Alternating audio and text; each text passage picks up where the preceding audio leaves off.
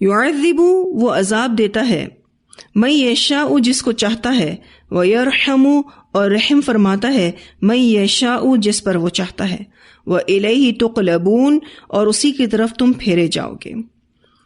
یہ جو آیت نمبر 20 کے آخر میں کہا گیا ان اللہ علی کل شیء قدیر، اس بات کو واضح کرنے کے لیے اگلی آیت میں یہ بتایا گیا کہ وہ عذاب دے جس کو چاہے اور رحم کرے جس پر چاہے۔ ایک روایت بھی آتی ہے اس بارے میں، رسول اللہ صلی اللہ علیہ وسلم نے فرمایا اگر اللہ تعالیٰ اپنے تمام آسمان والوں اور اپنے تمام زمین والوں کو عذاب دینا چاہے تو دے سکتا ہے، اور یہ اس کا ان پر ظلم نہیں ہوگا۔ کیوں؟ کیونکہ سبھی اسی کی ملکیت ہے، اسے ابن ماجہ نے روایت کیا ہے۔ ویسے اللہ تعالیٰ ایسا کرتے نہیں ہیں، اس کی وجہ یہ ہے کہ اللہ سبحانہ تعالیٰ کی مشیت اس کی حکمت کے تحت ہے، یعنی ہر فیصلہ اللہ کا عدل پر مبنی ہے۔ تو یہاں اللہ تعالیٰ نے انسان کی بے بسی کو واضح کیا ہے اور اپنے پاورز کو بتایا ہے۔ اللہ جس کو چاہے عذاب دے، جس کو چاہے اپنی رحمت سے نوازے، لوٹنا اسی کی طرف ہے، اسی کی طرف ہی پھیرے جائیں گے۔ وَإِلَيْهِ تُقْلَبُونَ لازمی وہاں جانا ہے۔ تقلبون کا جو لفظ آیا ہے اس سے مراد ایسا پلٹنا جس سے منہ نہ موڑا جا سکے، یعنی لازمی وہاں جانا ہے، اور اللہ تعالیٰ کو کوئی عاجز نہیں کر سکتا۔ یہ بات اگلی آیت میں آ رہی ہے، وما انتم اور نہیں تم بمعجزین فی الارض عاجز کرنے والے زمین میں، ولا فی السماء اور نہ آسمان میں، اور نہیں ہو تم عاجز کرنے والے یعنی اللہ کو زمین میں اور نہ آسمان میں، یعنی نہ زمین سے کوئی چال چل سکتے ہو اور نہ آسمان سے، نہ زمین میں چھپ سکتے ہو اور نہ آسمان میں چھپ سکتے ہو۔ وما لکم اور نہیں تمہارے لیے من دون اللہ اللہ کے سوا من ولی کوئی دوست، ولا نصیر اور نہ کوئی مددگار۔ اللہ مومنوں کے لیے تو دوست ہے اور ان کے لیے مددگار بھی ہے، لیکن وہ اپنے دشمنوں کی مدد نہیں کرتا، اپنے دشمنوں کو دوست نہیں بناتا۔ وما لکم من دون اللہ من ولی ولا نصیر۔ والذین اور وہ لوگ جنہوں نے کفر کیا بآیات اللہ اللہ کی آیات کا، ولقائہ اور اس کی ملاقات کا۔ یہاں آپ دیکھیے تو کافروں کے دو گناہ بتائے جا رہے ہیں، ایک تو وہ انکار کرتے ہیں اللہ کی آیات کا، اور دوسرا گناہ انکار کرتے ہیں اس کی ملاقات کا۔ اولئک یہی لوگ یئسوا مایوس ہو گئے ہیں من رحمتی میری رحمت سے، وَأُولَئِكَ اور یہی لوگ لَهُمْ عَذَابٌ علیم ان کے لیے عذاب ہے نہایت دردناک۔ یہاں ان کا پہلا انجام یہ بتایا گیا کہ وہ اللہ کی رحمت سے مایوس ہو گئے ہیں، اور دوسرا انجام یہ بتایا گیا کہ ان کے لیے دردناک عذاب ہے۔ تو جو اللہ کی آیات اور ملاقات کا انکار کرے اس کے دو انجام ہیں، اولئک یئسوا من رحمتی واولئک لہم عذاب علیم۔ یہ جو انہوں نے اللہ کی آیات کا انکار کیا اور اس کی ملاقات کا انکار کیا، یعنی آخرت کو نہیں مانے، اسی وجہ سے ان کا انجام برا ہو گیا، کیونکہ جو آخرت کو نہ مانے obviously پھر وہ اس کے لیے کوشش بھی نہیں کرے گا، اور آخرت کا ڈر اللہ تعالیٰ کے سامنے جواب دہی کا احساس ہی انسان کو سیدھا رکھتا ہے۔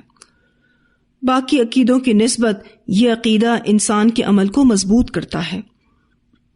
یہاں اللہ تعالیٰ فرماتے ہیں کہ ایسے کافروں کو پھر اللہ تعالیٰ کی رحمت نصیب نہیں ہوگی، انہیں دردناک عذاب سے دوچار ہونا ہوگا۔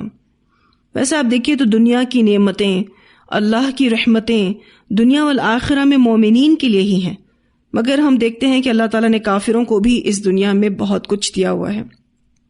اس کی وجہ یہ ہے کہ اللہ تعالیٰ نے دنیا کے لیے ایک اصول بنایا ہے کہ جو بھی محنت کرے گا اس کو ملے گا، اور اسپیشلی آپ دیکھیے کہ جو کفار ہیں ان کا آخرت میں کوئی حصہ باقی نہ رہے، اسی لیے اللہ سبحانہ تعالیٰ انہیں دنیا میں ہی ان کے نیک کاموں کا بدلہ دے دیتا ہے۔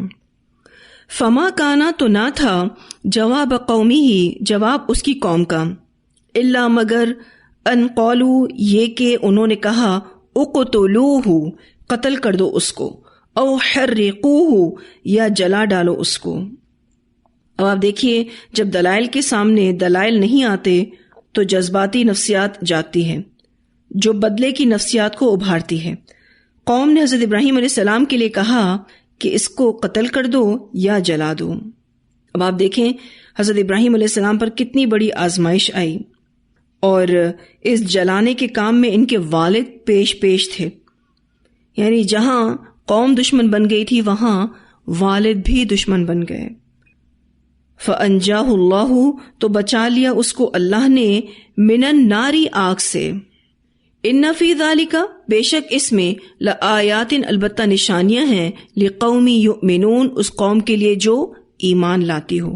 اللہ تعالیٰ نے اس آگ سے حضرت ابراہیم علیہ السلام کو بچا لیا، یعنی قوم نے تو حضرت ابراہیم علیہ السلام کی باتیں سن کر انہیں مار ڈالنے یا جلا دینے کا ارادہ کیا، اور جب ان لوگوں نے اپنے ارادے کے مطابق ابراہیم علیہ السلام کو آگ میں ڈالا تو اللہ تعالیٰ نے اپنے خلیل پر ایک عظیم انعام کرتے ہوئے انہیں دنیا میں اس آگ سے بچا لیا۔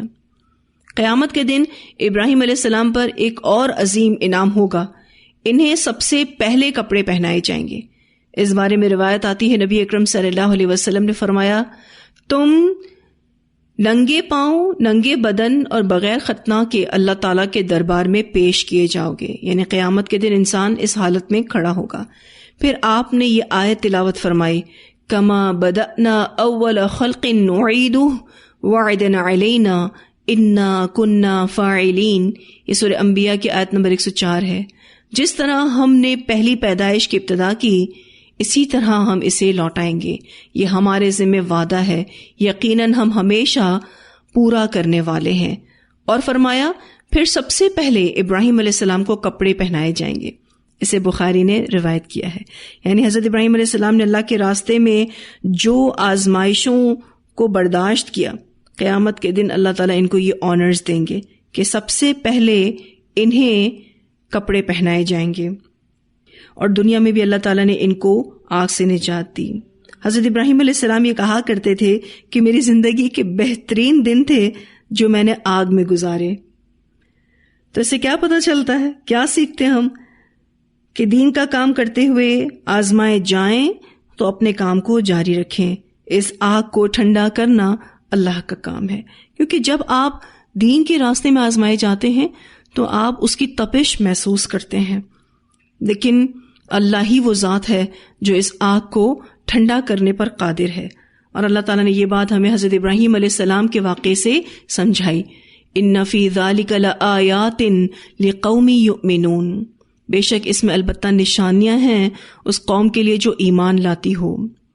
یعنی جس کو آزمائش پر صبر کرنا سیکھنا ہو تو حضرت ابراہیم علیہ السلام کی زندگی کو پڑھ لے، اللہ کی رضا میں راضی رہنا سیکھنا ہو تو حضرت ابراہیم علیہ السلام کی زندگی کو پڑھ لے۔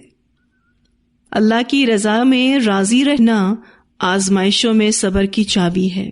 مثلا کوئی پرابلم آ جائے تو یہ کہیں اللہ کی مرضی ہے، اللہ کی طرف سے ہے، تو صبر نصیب ہو جائے گا۔ اور اسی بات کو یہاں پر سمجھایا جا رہا ہے یہ کہہ کر، ان فی ذلک لآیات لقوم یؤمنون۔ وقال، اور اس نے کہا۔ اب آپ دیکھیے کہ یہاں پر جو قوم کا ریاکشن آیا ہے، دوبارہ سے حضرت ابراہیم علیہ السلام کا واقعہ شروع ہو رہا ہے۔ تو جو مفسرین یہ کہتے ہیں کہ یہ اللہ کا قول ہے جو اہل مکہ سے اللہ تعالیٰ نے کہا، تو یہاں آیت نمبر 23 پر اللہ کا قول ختم ہو رہا ہے، اور اگلی آیت نمبر 24 سے حضرت ابراہیم علیہ السلام کا تذکرہ شروع ہو رہا ہے۔ اور جو مفسرین یہ کہتے ہیں کہ یہ حضرت ابراہیم علیہ السلام نے ہی اپنی قوم سے بات کی تھی، جس کا اینڈ آیت نمبر 23 پر ہوا، اور آیت نمبر 24 میں قوم کا ریاکشن بتایا جا رہا ہے۔ وقال، اور اس نے کہا، انما اتخذتم، بے شک بنا لیا تم نے، من دون اللہ، اللہ کے سوا، اوثانا، بتوں کو، مودت بینکم، محبت کا ذریعہ اپنے درمیان، فی الحیات الدنیا، دنیا کی زندگی میں۔ کہا جاتا ہے کہ جب حضرت ابراہیم علیہ السلام آگ سے حفاظت کے ساتھ نکل گئے تو پھر انہوں نے یہ بات اپنی قوم کے سامنے رکھی تھی۔ انہوں نے کہا کہ بے شک تم نے بنا لیا اللہ کے سوا بتوں کو، محبت کا ذریعہ اپنے درمیان دنیا کی زندگی میں۔ یعنی ایک معنی تو اس کا یہ کیا گیا ہے کہ بتوں کی محبت تمہارے دلوں میں گھر کر چکی ہے، یا پھر وہ یہ کہنا چاہ رہے ہیں کہ تم لوگوں نے اللہ کے سوا جو بت بنا رکھے ہیں یہ تو بس دنیا کی زندگی میں تمہاری آپسی محبت کی وجہ سے ہے، میرے سمجھانے پر تم سمجھ بھی چکے ہو، تمہارے دل گواہی بھی دے چکے ہیں، لیکن تم پھر بھی اپنے بتوں سے چمٹے ہوئے ہو، گمراہی کا راستہ چھوڑنے کے لیے تیار نہیں ہو۔ اس کی وجہ اس کے سوا اور کچھ نہیں کہ تم لوگ آپس کے تعلقات، آپس کی دوستیاں اور رشتہ داریاں نبھا رہے ہو۔ اور آج آپ معاشرے میں بھی اس فیکٹر کو دیکھ سکتے ہیں کہ لوگوں کو حق کو قبول کرنے میں سب سے بڑی رکاوٹ یہی محبتیں ہی لگتی ہیں۔ تو حضرت ابراہیم علیہ السلام نے اپنی قوم سے کہا کہ تم اللہ کے سوا بتوں کو پوجتے ہو، اور تم نے اپنے درمیان جو آپسی تعلقات ہیں اس بیسس پر یہ شرک رچایا ہوا ہے۔ ویسے بھی آپ دیکھیے یہ تب ہوتا ہے جب محبت شخصیت پرستی میں بدل جائے، یعنی محبت اللہ کے لیے نہ ہو، اور یہ شرک ہے۔ محبت صرف اور صرف اللہ کے لیے ہونی چاہیے، اور جو اللہ کی خاطر محبت کرے اس کا اجر بھی بہت بڑا ہے۔ کیا اجر ہے اس کا؟ اللہ تعالیٰ اسے عرش الہی کا سایہ نصیب کرے گا قیامت کے دن۔ لیکن محبت کے بارے میں نقطہ نظر بدلنے میں دیر نہیں لگتی، اور انسان کو اس بگاڑ کا بسا اوقات احساس بھی نہیں ہوتا۔ اس لیے خود کو ہمیشہ شخصیت پرستی سے بچائیں۔ عموماً ہم دیکھیں کہ جب ہم قرآن پڑھتے ہیں اور قرآن پڑھنے والوں سے ہمیں محبت محسوس ہوتی ہے تو ہماری محبت صرف اور صرف اللہ کے لیے ہونی چاہیے، اس میں شخصیت پرستی نہیں آنی چاہیے، کیونکہ شخصیت پرستی شرک ہے، اور محبت کے بارے میں نقطہ نظر بدلنے میں دیر نہیں لگتی۔ انسان کو پتہ بھی نہیں چلتا، اسے معلوم بھی نہیں ہوتا کہ یہ بگاڑ اس کے اندر آ چکا ہے۔ پھر حضرت ابراہیم علیہ السلام نے کہا ثم پھر یوم القیامتی قیامت کے دن یکفر انکار کرے گا بعضکم بعض تمہارا ببعض بعض کا۔ بعضکم سے مراد لیڈر ہیں اور ببعض سے مراد پیروکار ہیں۔ پھر قیامت کے دن لیڈر انکار کریں گے پیروکاروں کا، معبودان انکار کریں گے مشرکوں کا، وَيَلْعَنُ اور لعنت کرے گا بَعْضُكُمْ بَعْضًا بعض تمہارا بعض کو۔ تمہاری یہ دوستیاں بس دنیا تک محدود ہیں، کل قیامت کے دن وہ تمہارا انکار کر دیں گے۔ یعنی آج تو تم یہ دوستیاں نبھا رہے ہو، یہ رشتہ داریاں نبھا رہے ہو اور اللہ کے ساتھ شرک کرتے ہو، لیکن کل قیامت کے دن یہ لیڈر تمہارا انکار کر دیں گے، اور لعنت کرے گا بعض تمہارا بعض کو۔ قرآن پاک میں آتا ہے نا کہ ایک امت دوسری امت پر لعنت کرے گی، یعنی انجام کو دیکھ کر تم لوگ آپس میں ایک دوسرے کو اس کا ذمہ دار ٹھہراؤ گے اور ایک دوسرے پر لعنتیں بھیجو گے۔ ویسے بھی آپ دیکھیں کہ جو قومیں نسل پرستی یا پھر قومیت یا پھر شخصیت پرستی میں پلے وہ ترقی نہیں کر سکتی، ایسی قومیں برباد ہوئیں۔ اس لیے قرآن و سنہ پر اکٹھا ہونے کی ضرورت ہے۔ لوگوں کو یہ مشکل لگتا ہے، حالانکہ یہ آسان ہے، الحمدللہ۔ پھر حضرت ابراہیم علیہ السلام نے کہا وَمَأْوَاكُمُ النَّارُ اور ٹھکانہ تمہارا آگ ہے، وَمَا لَكُم مِّن نَاصِرِينَ اور نہیں تمہارے لیے مددگاروں میں سے یعنی کوئی مددگار۔ تمہیں آگ میں جانا ہوگا اور تمہیں کوئی مدد نہیں ملے گی۔ جن کو یہ مددگار سمجھ رہے ہیں وہ مدد کے طلبگار ہوں گے، جو خود محتاج ہو وہ مدد کیسے کرے گا؟ تو کتنا واضح کر کے یہاں بیان کیا جا رہا ہے توحید کا۔ مکی صورت ہے نا سورہ عنکبوت، اور مکی صورتوں میں زیادہ تر توحید کے دلائل ہوتے ہیں۔ حضرت ابراہیم علیہ السلام کے واقعے سے توحید کو بتایا گیا، شرک کے خلاف دلائل دیے گئے۔ ایون آپ دیکھیے کہ قوم کے رد عمل سے یہ بھی بتایا گیا کہ جو قومیں دلائل کے سامنے دلائل نہیں رکھتی وہ پھر بدلے کی نفسیات پر اترتی ہیں۔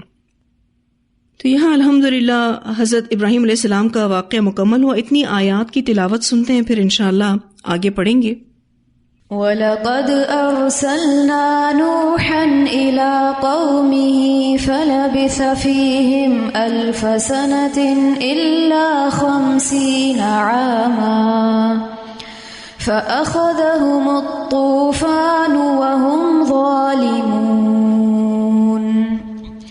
فأنجيناه وأصحاب السفينة وجعلناها آية للعالمين وإبراهيم إذ قال لقومه اعبدوا الله واتقوه ذلكم خير لكم إن كنتم تعلمون إنما تعبدون من دون الله أوثانا وتخلقون إفكا إن الذين تعبدون من دون الله لا يملكون لكم رزقا فابتغوا عند الله الرزق واعبدوه واشكروا له إليه ترجعون وإن تكذبوا فقد كذب من قبلكم وما على الرسول إلا البلاغ المبين أولم يروا كيف يبدئ الله الخلق ثم يعيده إن ذلك على الله يسير قل سيروا في الأرض فانظروا كيف بدأ الخلق ثم الله ينشئ النشأة الآخرة إن الله على كل شيء قدير يعذب من يشاء ويرحم من يشاء وإليه تقلبون وما أنتم بمعجزين في الأرض ولا في السماء وما لكم من دون الله من ولي ولا نصير والذين كفروا بآيات الله ولقائه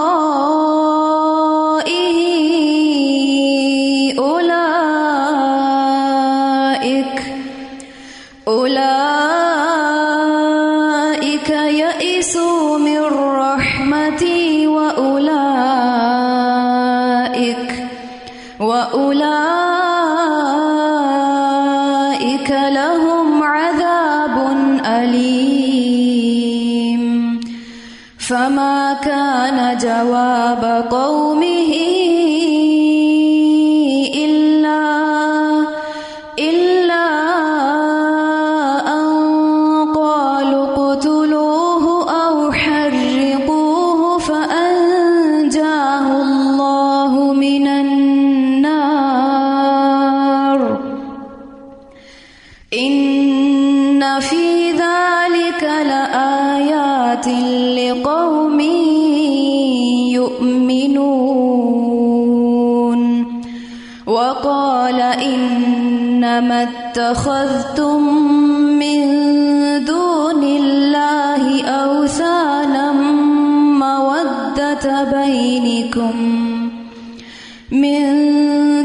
الله أوثانا مودة بينكم في الحياة الدنيا ثم يوم القيامة يكفر بعضكم ببعض